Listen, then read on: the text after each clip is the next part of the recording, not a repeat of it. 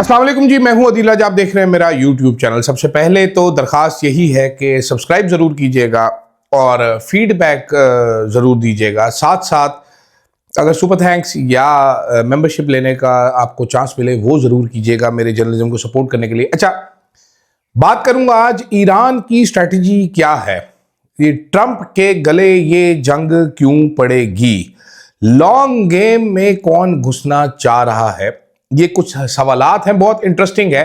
Gulf countries की आवाम क्यों अपने बादशाहों को गालियां निकालेगी और निकाल क्यों रही है, उस पर बात करेंगे। फिर कुछ फैसले होते हैं जो तारीख में आपको मुंह काला करते हैं। ट्रंप को नोबेल पीस प्राइज देने का फैसला भी एक ऐसा ही फैसला था और आज उसका रिजल्ट देखा। और क्या इमरान खान हॉस्पिटल जा रहे हैं, ठीक है, इस पर सारी चीज़ों पर बात करेंगे। सबसे पहले तो मैं आपको ये बताऊं कि मेरे दोस्त, मेरा भाई जैसा दोस्त है मुराद सईद, जो कि 3 साल हो गए मफरूरी की ज़िंदगी गुजार रहे हैं, अपने घर नहीं है, पता नहीं कहाँ पर है। उन्होंने एक किताब लिखी है। जो लीडर होते हैं, जो सोचते हैं कुछ, वो किताबें लिखते हैं। वरना नॉर्मली आजकल हमारे पास जो लीडर पाए जाते हैं वो जब जलावतनी की ज़िंदगी या मफरूरी की ज़िंदगी गुजारते हैं तो वो बाल लगवा लेते हैं या सर्जरियाँ करवा लेते हैं। ये ट्रेंड ज़्यादा चल रहा है, लेकिन मुराद सईद साहब पुराने ट्रेंड में आए हैं। उन्होंने किताब लिखी है। ये किताब का टाइटल है, कल अवेलेबल होगी ये किताब मुराद सईद की, दुरीदम शब का रकीब। मेरे से तो पढ़ा भी नहीं जा रहा। इन्होंने जो इंतसाब लिखा है किताब का, वो नाम किया है मेरे पहले कारी का के नाम, वो जिसने अपने नाम की लाज रखी। और बेशक आज की दुनिया में सबसे मुश्किल काम अपने नाम की लाज रखना है। और इस शख्स के नाम सर्दियों की धूप में जिसके कदमों में बैठ के मैंने अपना पहला हर्फ लिखा, और मेरी माँ जैसी अनगिनत माओं के नाम, जिनके नामों के आगे कोई तमगे नहीं लगे और जिनकी कुर्बानियाँ कभी कोर्स की किताबों में पढ़ाई नहीं जाती, मगर जिसने अपने पढ़ाए हिब्बुल वतनी के असबाक की कीमत तमाम उम्र किरचियाँ समेट कर की, कभी मेरी माँ की तरह अपने वजूद की, तो कभी अरशद शरीफ जैसे अनगिनत शोधा के माओं की तरह अपनी औलाद की जिंदगी होगी, तो कभी उन लाखों औरतों की तरह अपने घर बार, अपनी इज्जतों और जिंदगियों के ताकत के कारोबार से जिनका इकलौता सरोकार उनका। और उस शख्स के नाम धमाके, हवस और ताकत के इस अंधे बाजार में, जिसने अपनी मिसाल से मुझे और करोड़ों पाकिस्तानियों को बीना इंसान बनना सिखाया। ये जो पहले कारी हैं मुराद सईद साहब के, मैं आपको क्लैरिफाई कर दूं, ये अरशद शरीफ साहब का जिक्र किताब के इंतसाब में उन्होंने किया है। कल इस पे वीडियो भी करेंगे, डिटेल नहीं करेंगे, एक दिन में किताब तो नहीं पढ़ सकेंगे, लेकिन आहिस्ता आहिस्ता आपको समझाएंगे कि इसमें है क्या। तो जनाबे वाला, हजूरे वाला, हो क्या रहा है इस टाइम पे?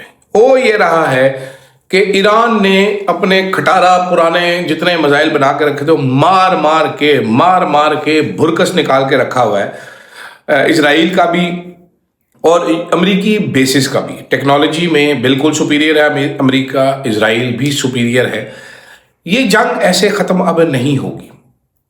ये कुछ स्ट्रैटेजी जो नज़र आ रही है, कुछ डिफेंस एनालिस्टों से बात हुई, कुछ लोग जो समझ रखते हैं उनको पढ़ रहा था, जो वो लिख रहे थे, हर बंदा एक ही जानिब इशारा करता है। एक तरफ दुनिया की सुपर पावर और उसका नाजायज़ बच्चा, दूसरी तरफ एक अकेला मुल्क ईरान, मुस्लिम उम्मा का वाहिद एक मुंडा औंतरा जो खड़ा है, बाकी सारे लेटे पड़े हैं, इधर उधर कोनों में मुंह दे के मुंह छुपाते फिर रहे हैं। बल्कि गल्फ कंट्रीज जितने भी हैं उन्हीं की बेसिस इस्तेमाल करके ईरान पर हमला किए जा रहे हैं। ईरान की स्ट्रैटेजी क्या है, मैंने पहले भी बात की थी। ईरान अब इस जंग को लंबा कर रहा है। ईरान ने ये क्लियर कर दिया है कि भाई अगर हमने मरना है तो साथ तुम सारे भी मरोगे। ईरान के लीडर को मार दिया गया। ईरान के लीडर को मरने से कोई फर्क नहीं पड़ा। ए स्ट्रैटेजी, बी स्ट्रैटेजी, सी स्ट्रैटेजी सब पहले की ही बनी हुई थी। शायद इसीलिए एक हमला बहरीन पे भी हो गया जिस पे करना नहीं था। उन्होंने कहा जी हमें जो ऑर्डर था हमने वो चला दिए पटाखे सारे। हो क्या रहा है?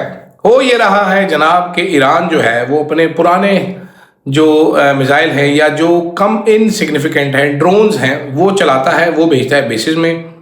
जो पैट्रियट्स, जो हॉक्स और जो एयर डिफेंस सिस्टम लगे हुए वो इंगेज होते हैं, ठीक है, वो उसको रोकते हैं। इसमें कुछ लोग, कुछ मिसाइल अंदर भी जाते हैं, कुछ रुक जाते हैं, कुछ सक्सेसफुली रोक दिए जाते हैं, मार गिराए जाते हैं। लेकिन ईरान भेजता चला जा रहा है।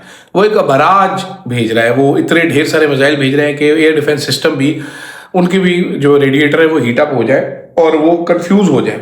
ये अब क्लियर नजर आ रहा है कि ईरान इस तरीके से पहले इनको एग्जॉस्ट करेगा, जब ये एग्जॉस्ट हो जाएंगे उसके बाद ये अपने बड़े मिसाइल मारेगा, जो कि महंगे मिसाइल हैं, जो कि उसने बनाए हुए हैं, अभी रिसेंट जो बनाए हैं वो भी, क्योंकि ईरान का जो मिसाइल प्रोग्राम है वो काफ़ी एडवांस नज़र आ रहा है, शायद दुनिया को भी है कि इफेक्टिव भी है। इसराइल को बहरहाल हिलाकर रख दिया है ईरान ने एक बार। ईरान अरब ममालिक को क्यों मिसाइल मार रहा है? अब अल जजीरा पे एक सऊदी ऑफिशियल का इंटरव्यू चलता है जिसपे वो साहब फरमा रहे हैं कि भाई अमेरिका ने हमें अबैंडन कर दिया है, सारा उसका डिफेंस जो है वो इजराइल के लिए, हमें कोई लिफ्ट ही नहीं करा रहा, ठीक है, हम इधर मार खाने के लिए रह गए, तो हमें सोचना चाहिए। दूसरी तरफ क्या हो रहा है कि इधर कतर में,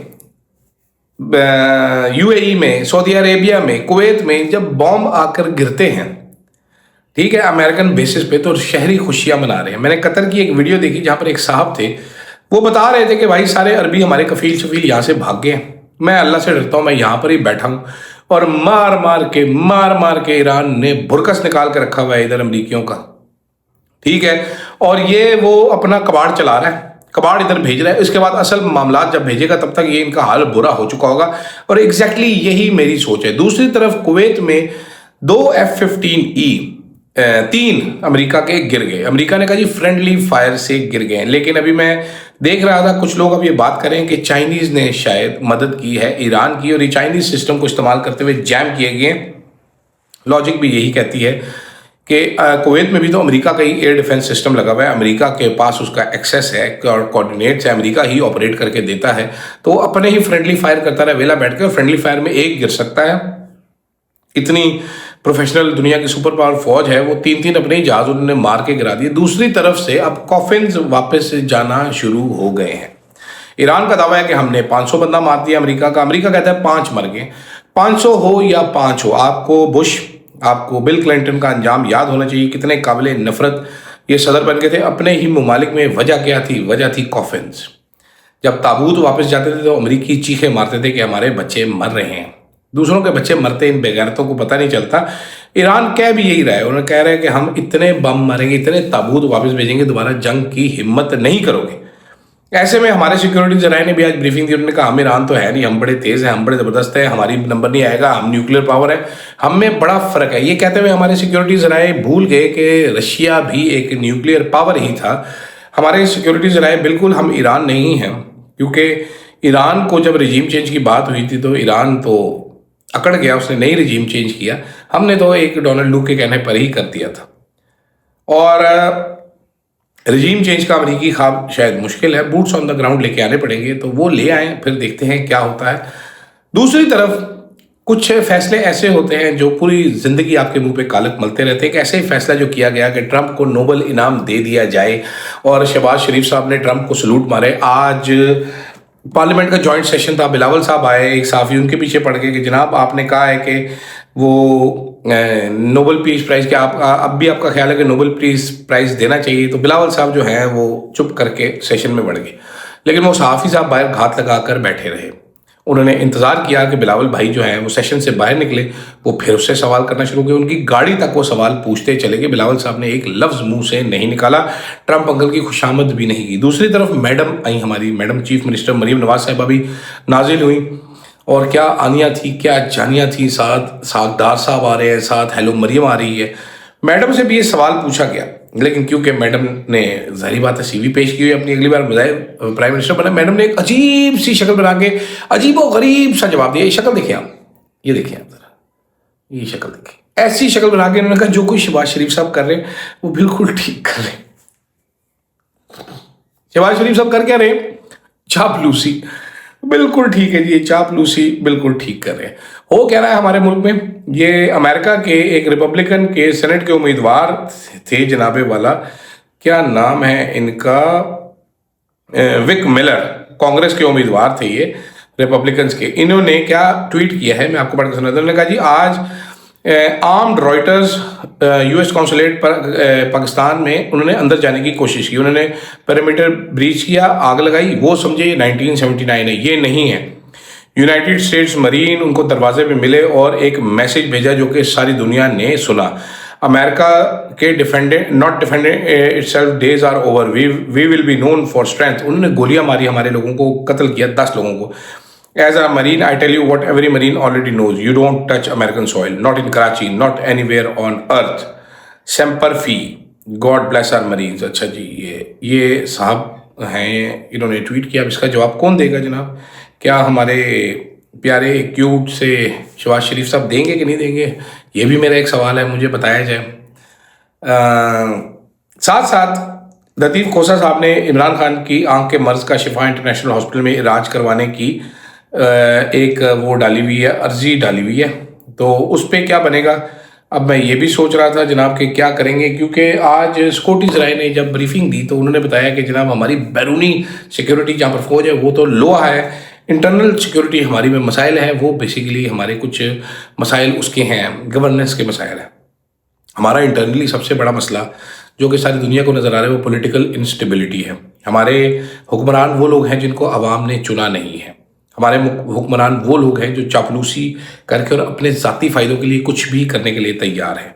ये हुक्मरान जो हैं हमारे, ये इस मुल्क पे किसी अजाब से कम नहीं हैं, क्योंकि जब आपके जेन्युइन हुक्मरान ना हो तो फैसले वैसे किए जाते हैं जैसे शहबाजी भाई कर रहे हैं। हर किसी को फ़ोन पे फ़ोन खड़का रहे हैं, शाम के सदर को भी फ़ोन कर रहे हैं, ईरानी को फ़ोन नहीं कर रहे, दुख का इजहार कर रहे हैं, लेकिन ये नहीं बता रहे कि गलती पे कौन है। इनसे बेहतर तो स्पेन वाला था जिसने कहा कि भाई जन अमेरिका गलत करे। इन्होंने अमेरिका का नाम तक नहीं लिया।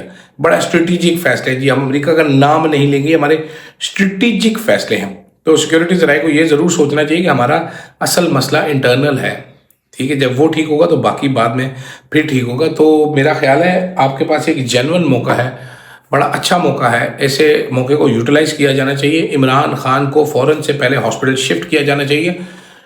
मामलात अपने तय करें, क्योंकि जब तक आपके अपने मामलात तय नहीं होंगे दुनिया में आपकी कोई इज्जत नहीं बनेगी। जाते जाते बाकर सज्जाद साहब ने एक बहुत बड़ी खबर ट्वीट की। उन्होंने कहा जी पाकिस्तान की मिलिट्री के कोई साहब गए थे अली खामिनाई यानी कि रहबर आला जो थे ईरान के, उनके पास, और वो डोनाल्ड ट्रंप के लिए उनसे पैगाम लेके जाना चाह रहे थे कि मुझे बताएं कि हम मुज़ाकरात करवाते हैं।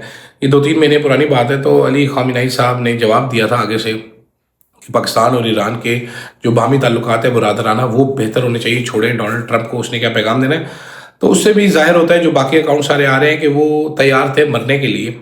और मेरा ख्याल है उन्होंने बड़ा अच्छा एक इस्तेमाल किया है इस सारे को, क्योंकि उनको कैंसर का मर्ज भी था, उनको बीमारी थी, तो वैसे भी वो ज़िंदगी अपनी जी चुके थे। चले तो इस दुनिया से जाना था, ये शान से जाना ये हर किसी को नसीब नहीं होता।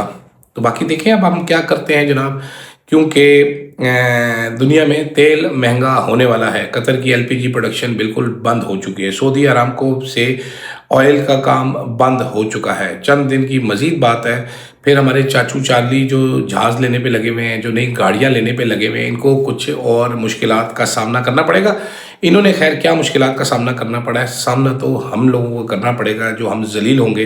पेट्रोल मज़ीद महंगा होगा, बिजली मज़ीद महंगी होगी, हमें मज़ीद छितर पड़ेंगे, हमारा मुल्क मज़ीद सुखड़ेगा। लेकिन खैर इनके तो घर चल रहे हैं, इनके तो प्रॉपर्टियाँ चल रही, सब कुछ चल रहा है, इनको क्या फ़र्क पड़ता है? फ़र्क आपको पड़ेगा, फ़र्क मुझे पड़ेगा। आप इंजॉय करें, मैं भी इंजॉय करता हूँ। सुना है नया कोई फिक्स चार्जेस भी लगा दिए बिजली के बिलों में।